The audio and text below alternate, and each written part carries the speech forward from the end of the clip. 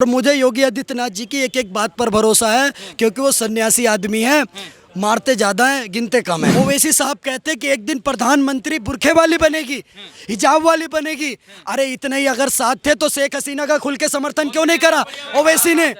वो भी तो बुरखे वाली थी। तो हम राम को पूछते हैं, लेकिन हम परशुराम को भी पूछते हैं। अभी माला है, फिर भाला होगा, फिर बहुत भारी पड़ जाएगा पूरे विश्व को। कि रावलपिंडी के दिल में जब खोट दिखाई देता है, उनको सपने में भी बालाकोट दिखाई देता है। हमने डर को कूटनीति से दूर हटा कर रखा है और दिल्ली के सिंहासन पर एक शेर बिठा कर रखा है। अब सत्ता में नरेंद्र दामोदर दास मोदी पूर्ण बहुमत से है। एक टुकड़ा पाकिस्तान का करवाओ, हम आपके साथ हैं। मगर योगी तो योगी है, नीचे से ऊपर तक भगवाधारी है। और उसने चेता दिया मुख्यमंत्री होने के बाद भी, पाकिस्तान को भी चेता दिया और बांग्लादेश को भी चेता दिया। और ऐसा छिताया अगर वो प्रधानमंत्री होता तो आज बांग्लादेश और पाकिस्तान में आतंकवादियों की चिता जल रही होती। भारत के अंदर आज भारत की ऐसी स्थिति है, यहाँ से बैठा बैठा रावलपिंडी उड़ा सकता है भारत। यहाँ से बैठे बैठे लाहौर में धूम धड़ाम खत्म। हैप्पी बर्थडे हो जाएगा 1 मिनट के अंदर नवाज शरीफ का। अगर बीजेपी के अंदर कोई बातचीत चल रही है, योगी के खिलाफ भी अगर चल रही है, तो अब भी कह रहा हूँ सुधर जाओ। 250 साल देश 200 साल तुम्हारे चक्कर में गुलाम रहा है। पता है क्यों? क्योंकि जो बहरूपिये थे ना, जो चापलूसी करते थे राजाओं की, उन्होंने ही जाके जानकारी लीक करी थी, अंग्रेजों को भी और मुगलों को भी। आप योगी जी को आगे लाओ। क्या मोदी जी बढ़िया आदमी है, मगर इतनी शांति नहीं चाहिए हमारे को। हमने मनमोहन सिंह को झेला तो शहीदों की गर्दन के साथ फुटबॉल खेली जाती थी, क्या उसका विकल्प मोदी था। मगर अब मोदी जी में वो बात नहीं रही जो बात आज से 5 साल पहले थी। क्या जो आज से 5 साल इसीलिए कह रहे हो तो सनातनियों को बचाना है, तो अब योगी जी आपको आगे हिंदुस्तान में आना है। और नहीं तो मोदी जी आप इस विषय में संज्ञान लो, अन्यथा योगी जी आप आओ आगे, देश की कमान संभालो। क्या देश की कमान संभालो। और 4 लाख खरीदो, 5 लाख खरीदो, बुलडोजर भी खरीदो, मिसाइल भी खरीदो, और वो खरीदो, वो कंटेनर, वो क्या होता है भैया, वो चीज टैंक।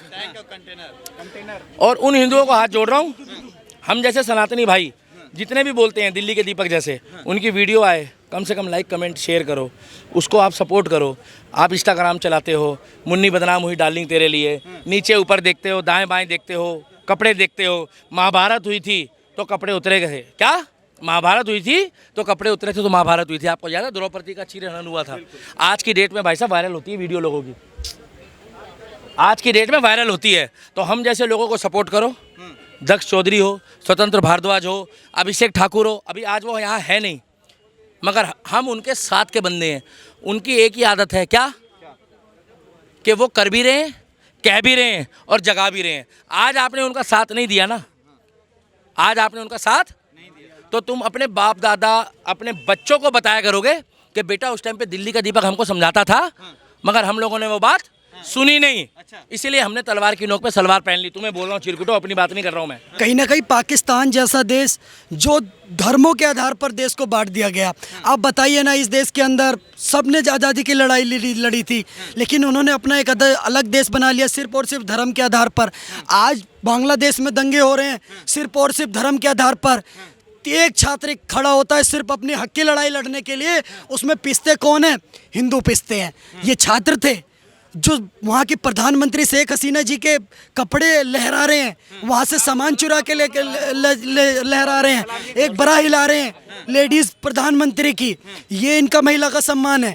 और हमारे देश के ओवैसी साहब कहते हैं कि एक दिन प्रधानमंत्री बुरखे वाली बनेगी, हिजाब वाली बनेगी। अरे इतने ही अगर साथ थे तो शेख हसीना का खुल के समर्थन क्यों नहीं करा ओवैसी ने? वो भी तो बुरखे वाली थी, वो भी तो शेख हसीना थी, वो भी तो रजिया सुल्तान जैसी थी। लेकिन नहीं, आज आपकी एक इस्लाम की असलियत आपने सीख ली कि महिलाओं का शासन ये बिल्कुल बर्दाश्त नहीं करते। इसका एग्जाम्पल आप बांग्लादेश से ले लीजिए। और देश के जितने भी हिंदू मेरे को सुन पा रहे हैं, मैं उन सबसे कहना चाहता हूँ, आपने कश्मीर फाइल नहीं देखी होगी, आप बचपन में छोटे रहे होंगे। आपने केरला स्टोरी नहीं देखी होगी, आप छोटे रहे होंगे। आपने और दंगे नहीं देखे होंगे, आपने छोटे रहे होंगे। आपने गोधरा कांड नहीं देखा होगा, आप छोटे रहे होंगे, ध्यान नहीं दिया होगा। आज आप अपनी जीवित आंखों से, इन्हीं जिंदा आंखों से बांग्लादेश में दहशत का माहौल देखिए। किस प्रकार से एक एक हिंदू बहनों के साथ बलात्कार हो रहा है, किस प्रकार से मार के टांगा जा रहा है, किस प्रकार से 5-5, 10-10 हजार साल पुराने मंदिरों को तोड़ा जा रहा है। ये सिर्फ ये छात्र कहते हैं खुद को, ये छात्र नहीं है, छात्र के रूप में आतंकवादी हैं। और दीपक भाई की बात का मैं बिल्कुल समर्थन करता हूँ। आज इस देश के अंदर हिजड़ों की पहचान वाली चूड़ी पहनने की जरूरत नहीं है। आज इस देश के अंदर छाती चौड़ी करके ताबड़तोड़ तरीके से हिंदुओं के साथ खड़े होने की जरूरत है। ये सट बुद्धि के हैं, इनको बिना भय के प्रीति हो ही नहीं सकती। इनको सिर्फ एक ही भाषा समझ में आती है, वो है लातों की भाषा, वो है गोलियों की भाषा, वो है बुलडोजर की भाषा, जो यूपी में योगी आदित्यनाथ जी इनको समझाते हैं। इनको प्यार से समझाना बंद करो। और ये क्या बोलते, माफ़ी मांग ली हिंदुओं से, हमने ये कर दिया। साहब, अगर माफ़ी मांगने से कुछ होता ना, तो हम भी अगर कुछ बड़ा कर देंगे उसके बाद माफ़ी मांग लेंगे तो सरकारें कुछ नहीं कहेंगी। यहाँ सिर्फ विशेष समुदाय पर एक टिप्पणी कर दो तो लोगों को जेल में डाला जा रहा है। अरे रोहिंग्याओं को सिर्फ और सिर्फ हमारे भाइयों ने, हमने सिर्फ उनका प्रतिकार करने का काम करे तो आज जेल देख रहे हैं, कोर्ट कचहरी और इनके चक्कर लगा रहे हैं। और वो हमारी माँ बहनों के साथ बलात्कार कर रहे हैं, हमारे मंदिर तोड़ रहे हैं, उनके लिए कोई कानून नहीं है। मोदी जी से हाथ जोड़कर एक खुले शब्दों में आग्रह भी है, इसको चेतावनी भी कह सकते हैं। इस देश का 110 करोड़ सनातनी आपको सुनने के लिए बैठा है, आपके एक बयान के लिए बैठा है। ये ट्वीट मीटिंग करना बंद करिए। अब ये मीटिंग से काम नहीं चलेगा। ये आंतरिक मीटिंग, बाहरी मीटिंग, ये देश की जनता को समझ में नहीं आ रही है।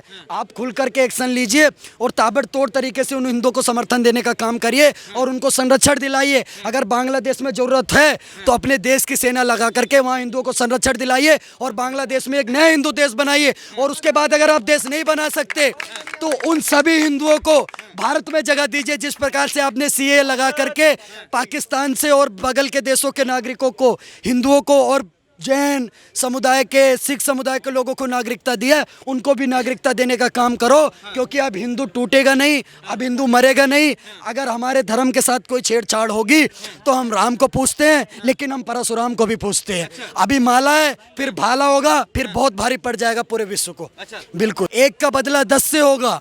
और कहीं ना कहीं भारत ने लिया भी है, चाहे वो सर्जिकल स्ट्राइक के द्वारा हो, चाहे वो बालाकोट एयर स्ट्राइक के द्वारा हो, हमने करा है। और ऐसे ही हमलों की इस टाइम भारत में ज़रूरत है।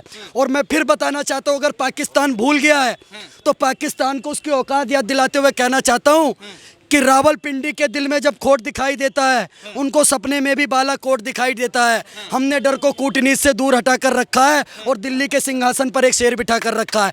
तो मोदी जी शेर का काम करिए, नहीं तो फिर योगी आदित्यनाथ जी को आगे करिए, क्योंकि हम योगी आदित्यनाथ जी को मानना चाहते हैं। भारत माता की जय, भारत माता की जय। भाई साहब, मैं एक बात बोलना चाहूँगा। अभी अभिषेक भाई को सम्मानित करके और एक ट्रेंड चलाओ, जितने भी लोग देश के लिए, धर्म के लिए काम करते हैं उनको सपोर्ट करो और आई सपोर्ट का ट्रेंड चलाओ। दूसरी बात यह है कि बांग्लादेश में और पाकिस्तान में अगर आप हिंदुओं को नहीं बचवा सकते तो जिस तरीके से कांग्रेस ने भारत के विभाजन के समय भाई साहब तुम क्या हो गए, इधर आ जाओ तुम। हेलो, जिस तरीके से कांग्रेस ने भारत के विभाजन के समय टुकड़े करवाए थे, अब सत्ता में नरेंद्र दामोदर दास मोदी पूर्ण बहुमत से है। एक टुकड़ा पाकिस्तान का करवाओ, हम आपके साथ हैं। हिंदुस्तान को अलग देश दो, बलूचिस्तान नहीं सनातन स्थान दो। क्या सनातनी स्थान, एक तरफ हिंदुस्तान, एक तरफ सनातन स्थान, और एक तरफ इधर बांग्लादेश का भी बनाओ सनातन स्थान पार्ट 2। क्या रिपब्लिक ऑफ सनातन स्थान, क्या रिपब्लिक ऑफ सनातन स्थान। हम लोग कह रहे हैं पाकिस्तान का एक टुकड़ा काटो, उसमें से हिंदुओं को जगह दो। अगर आप नहीं झेल सकते तो क्या नहीं झेल सकते, सीधी सी बात है। और फिर हम वहां पर कहेंगे गौ माता की जय। हम हिंदुस्तान में भी बोलते हैं। और एक बांग्लादेश में टुकड़ा बनाओ, उसको बनाओ सनातन स्थान, रिपब्लिक ऑफ सनातन स्थान पार्ट 2। क्या रिपब्लिक ऑफ सनातन भाई, हिंदुस्तान तो है, एक सनातन स्थान बना दो। कितना मजा आएगा जब पड़ोसी मुल्क दो कट्टर सनातनी होंगे। क्या सनातनी, अरे फोन पे बात भी करेंगे तो मजा आएगा। भाई क्या हाल है, राम राम। क्या की बात करेंगे। और अगले 15 अगस्त तक कर दो ये काम।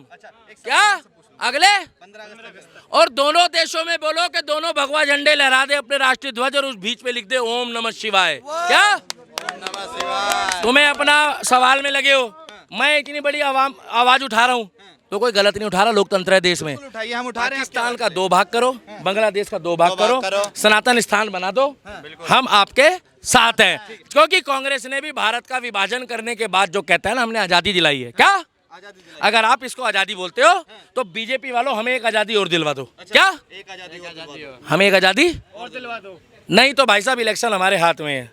हरियाणा, क्या हरियाणा, महाराष्ट्र, दिल्ली, उसके बाद 29। अरे कश्मीर भी अगर हाँ। अभी कश्मीर में भी पहुंचेंगे, वहाँ पर अभी शेख हसीना तो आ गई है मोदी जी के पास, वो जो है ना वो भी डरी हुई है अभी, क्या नाम है उनका वहाँ की जो महबूबा मुफ्ती, इसीलिए। और तीसरी बात सुन लो भाई साहब, तीसरी बात सनातन के लिए, अरे रुक जाओ भाई साहब, नहीं बनाना, सनातन के लिए अगर आज मोदी जी हमारे साथ खड़े होंगे तो हमें यकीन होगा ये पहले वाला मोदी है। क्या पहले वाला मोदी है। मगर योगी तो योगी है, नीचे से ऊपर तक भगवाधारी है, और उसने चेता दिया मुख्यमंत्री होने के बाद भी, पाकिस्तान को भी चेता दिया और बांग्लादेश को भी चेता दिया, और ऐसा छिताया अगर वो प्रधानमंत्री होता तो आज बांग्लादेश और पाकिस्तान में आतंकवादियों की चिता जल रही होती। जय श्री राम। एक सवाल, दो सवाल मेरे आपसे हैं, लास्ट दो सवाल हैं ये मेरे। लगातार बीजेपी सरकार ये कहती थी कि पीओके भारत के अंदर विलय होगा, मगर अब कहीं वो चर्चा दिखाई नहीं दे रही हैं। सर देखिए, अब प्रधानमंत्री अमित शाह जी ने बोला, देश के गृह मंत्री ने, अब सारी बातें पत्रकारों को थोड़ी बता देंगे, कुछ चीज़ें सेंसिटिव होती हैं, वो देश की सेंसिटिव चीज़ें वो आपको थोड़ी बताएंगे। आज योगी आदित्यनाथ जी ने बोला, वो बीजेपी से तो अलग है नहीं, आप उनको बीजेपी ही मानते, और सब भारत के सबसे बड़े सूबे के मुख्यमंत्री हैं, उत्तर प्रदेश से बड़ा तो प्रदेश कोई नहीं है ना भारत में, तो वो बोल रहे तो उनकी बात पर भरोसा रखिए। और बकरी की अम्मा कब तक खैर मनाएंगी, देखते रहिए। अब पाकिस्तान का भी देखिए कितने टुकड़े होंगे। और मुझे योगी आदित्यनाथ जी की एक एक बात पर भरोसा है, क्योंकि वो सन्यासी आदमी है, मारते ज़्यादा हैं, गिनते कम हैं।